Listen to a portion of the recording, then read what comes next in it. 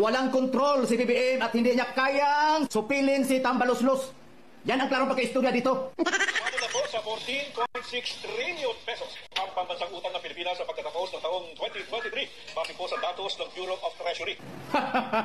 Grabe na. Sobra na. Di ba? 14.6 trillion ang utang ng Pilipinas at nagdagdag pa sila ng 1.2 trillion nitong... Ito. May utang yung Pilipinas. Trilyon ang utang ng Pilipinas. Nasaan ba? Saan ba na-apply mga pera na yan? Saan? O di ba ano? Sa mga Pilipino rin, sa bansa, di ba? Yung iba nagkaroon ng trabaho dahil sa perang yan. Hindi naman binulsa. Ibahin mo kasi, okay, ibahin mo si PBBM sa dutain nyo. Kasi ang dutain nyo, mahilig. May bulsa yan eh. Sasabihin niyan, pobre lang ako. Mahirap lang ako. Tingnan mo yung bahay ko, tapos tingnan mo yung picture ko, naka ano lang ako, kulambo lang. Oo, pero magulat ka. Ang napaka-unlad ng kingdom May mga helicopter pa. Gulat ka kasi pag upo ni Digong ng pagiging tanod, tanod. Presidente pala. Ay biglang yumaman ang QGC, biglang nag-evolve ang QGC, di ba? Oho. Nakakagulat naman 'yon. So, isa lang ibig sabihin 'yan. Nagbenepisyo ang QGC sa build ni Digong. Di ba? Lupit talaga ng mga kuto na 'to. Akab Islapor, shout out. January lang. Mga kababayan, huwag kayong magpaniwala sa mga vlogger na mga sinungaling, na mga bias na tumutulong sa pagtakip. Ako bias talaga ako. Kung ako yung tatanungin nyo, bias po talaga ako. Kung pagiging bias ang pag-uusapan, number 1 po akong bias kasi magiging bias ako sa mga taong ubod ng sinungaling. Kasi hindi talaga kita kakampihan. Sinungaling ka eh. Hindi ako gigitna. Hindi. Ang kakampihan ko, yung tama. At magiging bias ako dito sa mga sinungaling. Diba? Hindi ko naman kayo pupuriin. Sinungaling kayo eh. Doon na ako magpaka-bias na lang ako. Diba? Huwag daw kayo maniwala sa amin kasi bias kami. Bias talaga, tama ka. Inaamin ko naman eh. Bobo ka pala eh. Ang gusto siguro niya, sige, magnanakaw ang aming dutae. Ang inyong PBBM, matino. Wag kang bias, kampihan mo pa rin kami dutae. Pumagitna ka. Aba, bakit ako papagitna eh? Mali na nga yung ginagawa niyo, tarantado. Boss Maki, shoutout po magandang gabi po. Diba? Parang tanga-tanga to yung live po natin ngayon, hindi po to magtatagal Mabilisan lang po ito. Ng katotohanan. Yan po. Ito na ngayon ang mga nagawa ni BBM. Diba? Headed by Tambaluslos at ni babaeng Ahas. Ito na ang resulta. Tatawagin yung Tambaluslos yung tao. Tatawagin yung Ahas yung tao. Hanggang pang-aasar na lang kayo eh. Diba? Yan lang ba yung kaya nyo?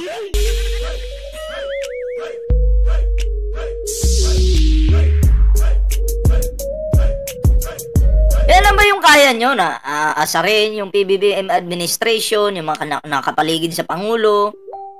Diba? Yan lang ba yung kaya nyo? Di nyo kayang mag-focus sa issue, no? Kasi kahit mag-focus kayo sa issue, sunog pa rin kayo. Alam nyo kung bakit? Ang hirap kayong ipagtanggol yung yung fake news, yung mga ka-fake news yan yung dyan. Kasi nungalingan nyo dyan. Ang hirap. Diba? Ay ang gagawin nyo, mga asar na lang kayo, na ganito ganyan, tapos yung nang-aasar, mukhang kuto. Tingnan mo naman yung muka. Nang-aasar ka? Ako, hindi po ako nanlalait, pero pag inunahan po ang aming sinusuportahan, abay, mas matindi pa to sa demonyong manlait. nang walang kontrol si BBM at hindi niya kayang supilin si Tambalos. Hindi niya kayang supilin si... Daming alam na ito ah. Sige, tuloy natin. Pagbigyan natin. Yan ang klarong pagka-istorya dito. Where is the milk and Kinder Joy from? From selected suppliers. What?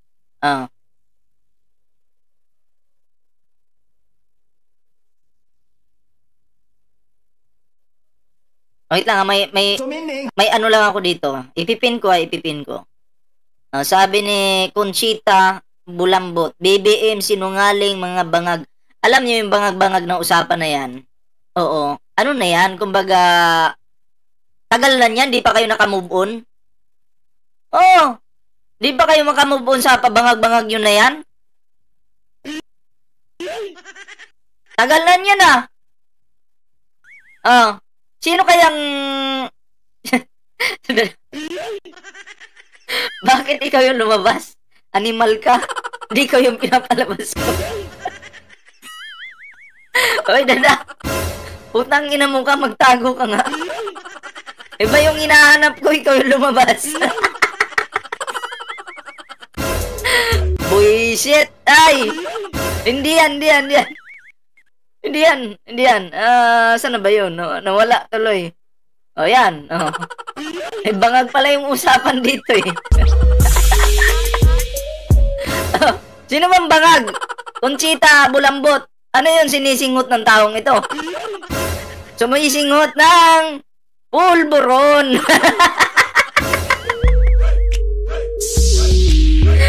Hindi, pasensya na. Nagulat ako kay Dada eh. Nagulat ako. Ito yung hinahanap ko. Iba yung lumabas. Bulldog. Ay, nako. Ay, salamat po sa 700, sa 338 thumbs up natin dyan. And salamat po. Huwag niyong kalimutang mag-subscribe at ring ang ating notification bell dyan. Tago na nga natin. Buwisit tong aso na to. Ba't ganyan yung mukha niyan? Tangina, patapon yung mukha eh. Ito na. Tuloy na tayo sa ating reaction. Wait lang po Hawak sa liig si BBM ni Tambalos-los. Klaro, obserbahan nyo, analyze nyo. Klaro. Di ba? Mayroon akong video na ipalabas para patunayan ko sa inyo na sunod-sunuran sa hawak sa liig si BBM. Okay? So, hawak sa liig si BBM? Ha? Alam nyo, mukhang si Digong yung tinutukoy mo. Sino yung nakakita nung picture na nagpunta si Digong ng China? May tali si Digong dito. Kahit edited yung picture na yon, pero yun yung nakikita nating katotohanan. Kasi alam nyo kung bakit? Sunod-sunuran din ito si Digong sa China eh. Wala nang mga kulto, puro na lang iyak. Sunod-sunuran po si Digong sa sa China. O sino yung aso? Sino yung bulldog? Ay, salamat po kay NM Real Life TV. Salamat po sa pag-subscribe sa ating munting YouTube channel. BPM, yan ba si Dada? Yes po, si Dada po yun. Yung naka-flex na bulldog dito sa ating channel na kadumi-dumi ng ng noo. Oo, may kanal po yun sa noo. Diba? Yan si Dada. Mga kababayan, magising na tayo. Wake up. Wake up. Magising daw po kayo. Yan yung mukha niya, Magising daw po kayo. Kahit gising na tayo, papagisingin tayo ng buong 24 hours. Yan yung gawain ng mga bangag tulad nyo. Magpulburon pa kayo. Para magising kayo ng magising. Animal ka. Tarantado tong tao na to Walang silbi talaga, grabe. Kayo, dahil unti-unti na tayong nilamo ng sistema. Kung hindi tayo kikilos, kung tayo mga mahihirap ay walang busis, paano na lang ang kinabukasan ng mga susunod pang henerasyon? Baka balang araw, buhangin na ang kainin ng inyong mga anak. Aba, ito. Baka balang araw daw, ring shoutout baka balang araw daw, buhangin ang kainin ng inyong mga anak. Aba, Etong mga tao na sinasabihan mo, masisipag tong mga to. May pambiling bigas to. Kayo meron ba? Paano kasi mga batugan? 'Di ba? Batugan eh. Tapos ngayon, ako may anak ako. Oh. Tapos sasabihin mo yan na baka balang araw yung kainin? Balas na o buhangin? Wag kami. Kasi kami, madiskarte kami, hindi kami batugan at tamad na katulad nyo. 'Di ba? Salamat po kay Ma'am Cartley sa kanyang pakulay. Salamat po sa blessings. Ayan. And support po natin si Ma'am Cartley sa kanyang YouTube channel. Yan po mismo yung channel niya. Oo, i-click nyo lang po yan and then subscribe po natin. Okay? And of course, si Tiger99 2.0 support din po natin. Yung mga sinasabihan mong bugo ka, yung iba dyan, masipag, may trabaho. Kahit yung iba dyan, magsasaka, pero masipag yung mga yan. O tingnan mo yung ibang magsasaka dyan. Kahit mura yung bili ng palay sa panahon ni Digong, napapatapos nila yung kanilang mga anak. Yung mga anak nila nakakapagtapos ng kolehiyo. 'Di ba? Tapos ikaw minamaliit mo yung mga tao na to. Utang ina mo ka, ikaw nga siguro yung kumakain ng titi ng tatay mo. Gago ka. Kami, hindi kami reklamador. Kahit pa 1,000 yung kilo ng bigas, kaya namin bilhin. Utang ina mo ka. Ikaw, kaya mo ba? Bakit? Hindi naman kasi kami, may diskarte kami, hindi kami reklamador. Alam nyo, yung mga reklamador ng tao, reklamo ka ng reklamo, hinihila mo, yung presidente pababa, tandaan mo, sarili mo, ang pinapabagsak mo, animal ka. Kasi kami, pinagpapala yung sumusuporta sa Pangulo. Alam niyo kung bakit? Hindi naman kami naninira eh. Hindi naman kami nangahatak pababa eh. 'Di ba? Yun, tarantado ka. Tangina mo ka, sponsoran kita ng dog food eh. Kalamon mo sa pamilya mong putang ina ka. Wag kang mag-alala. Naawa ako sa pamilya mo. Ay, wag mong pakainin ng buhangin. Dog food na lang. Gago. Message mo lang ako, bibigyan kita pang dog food. Pamilyang abnormal. Mga aso to eh. Diba? Kasi yung amo nila, aso din. Sunod-sunuran sa China. Ano na? Sampaling kita eh. Bobo. Tayan niyo ba yan ang mangyayari? Ngayon pa lang, pigilan na natin itong katambaluslusan na ginawa nitong tambaluslos at ni babaeng ahas. Ay, shoutout po kay Ma'am Susan Mingueto Sobra na. Tama na. So ayon sa aking source, aristuhin daw. Ina, may source ang bobo. Ang galing mo naman, may source ka? May source ka ba? May source ka? Ano yan? Saan mo nabili yan? Sino yung source mo? Kaya pala bangag ka, gising ka. Wala kang tulog, animal ka. May source daw siya. Anytime si Tatay Digong, no?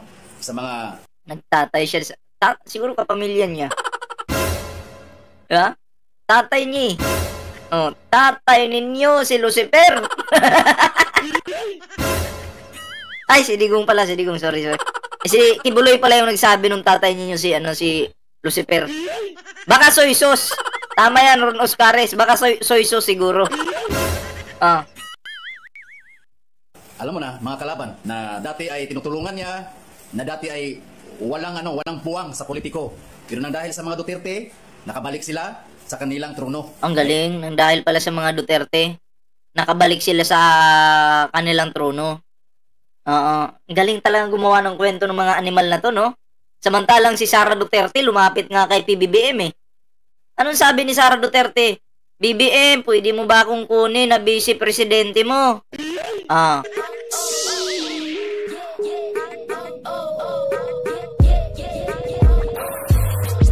Bigyan ko lang jacket to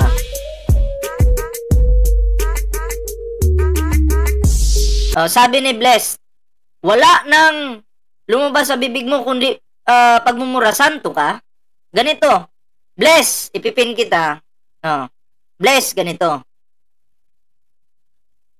Pag ikaw, pinanganak ka na sa mundong ito, na perpekto ka, luluhuran kita. Oo. Pero pag nalaman ko na nagmura ka rin, okay? O nakapagmura ka rin simula nung pinanganak ka, pupukpukin kita ng cellphone sa ulo, putang ina mo ka. Ha? Santo ka? Santa ka ba? Elpidio Jabol, shoutout sa iyo. Santa ka ba? Santo ka ba para turuan mo ako dito? Doon mo sabihin yan sa amo nyo na si Dugong. Hindi lang pagmumura yung ginagawa nun. Dami pang buhay na nawala sa panahon niya. Ayaw mo pala ng pagmumura ka. Bless yung pangalan mo pero putang ina mo ka. Bless pala yung pangalan mo eh. Inutil. Ngayong nakabalik na sa kanilang trono, binoto natin ang isang tao na akala natin ay siya ang bumoto daw siya, bumoto daw. Kunyari lang. Sa ating bayan. Pero taliwas pala ang nangyayari. Dahil sa likod ng maskara ng presidente na binoto natin, sabi ni G-Top G, Santa Claus yan. Ay baka nga siguro. Isang babaeng ahas at si Tambaluslos ang namumuno sa sambayan ng Pilipino at sa bayan. Ngayon, ayon sa aking source, anytime. Ayon daw sa kanyang soy sauce. Soy sauce. No? Aarestuhin na si Tatay Digong. Alam nyo na. Aarestuhin. Humarang ka dun. Tangina mo ka. Wag mo tirahin si Biko Idol. Hindi ko po tinitira si Biko. Nagpupukus po tayo sa issue. Kasi pagka mahal-mahal, no, nung uupahan nilang magiging sa akalain mo isang taon, I think million yun eh. 200 million na higit eh. No? Balikan nyo na lang po yung video ko para mas maintindihan nyo po. Hindi po pagtira yun. Wag po natin pagtakpan yung pag may nakita tayong mali sa gobyerno. Wag natin pagtakpan. Bigyan natin ng komento na sakto lang, hindi naman paninira, 'di ba? Komento. Oo, yung kay Biko Soto, hindi po hindi po pagbanat. Actually, iniidulungan natin 'yan eh. Pero kasi pag may mali na nakikita tayo, bigyan natin ng komento, 'di ba? Yun. Si Biko Soto mabait naman. Kaya nga lang, sabi ko nga, sa nangyayaring issue ngayon, masisira yung pangalan niya dito. 'Di ba? Dahil sa milyon na anong tawag doon? 238 million yata, no? Ang kailangan niya para mapaganda yung uupahan nila doon, no? Mapaganda para alam niyo 'yun, ginagawa kasi yan ng mga politiko para may yung iba diyan, may mabulsa, tuwan-tuwa yan pag may project, 'di ba? Oo, 'yun po tayo. Si Biko Soto, hindi naman natin pinipersonal yan. Nagpupukus lang tayo doon sa nagiging issue. 'Di ba? At sana si Biko Soto ay mag-explain kung bakit ganito kamahal yung upa sa loob ng isang taon, 200 million plus. Kalain nyo yun? Sabi ko nga, pera ng mga Pilipino yan eh. Pera ng mga taga-Pasig yan eh. Bakit nagkakaganyan? Sa bagay, sabi nga ng ibang nagkukomento, malapit na daw yung eleksyon. Diba? So, medyo nagkukunik-kunik. Oo. Mapapaisip tayo, ano ba to? Kailangan ng pondo, ganun. Diba? So, yun po yun. Kahit sino pa po sa nakaupo, pag nakikita nating may mali na, hindi naman kasi tayo hindi naman tayo bias, 'di ba? Bias tayo sa mga taong sinungaling. Pero dito sa nakaupo sa gobyerno, lalo na sa nakapalibot sa ating mahal na pangulo, nagmamasid po tayo kung sino yung mga traidor, sino yung may mga ginawang katarantaduhan kasi madadamay po kasi ang ating mahal na pangulo pag once ang mga nakapaligid sa kanya gumawa din ng mali. So, sitahin natin yun. Tayo po ay maninita. Magsasalita. Diba? Yun. So, yun lang po. Kaya nga tayo live streamer, vlogger. Kung ano yung nakikita natin na may mali na, 'di ba? Bibigyan natin ng komento 'yan.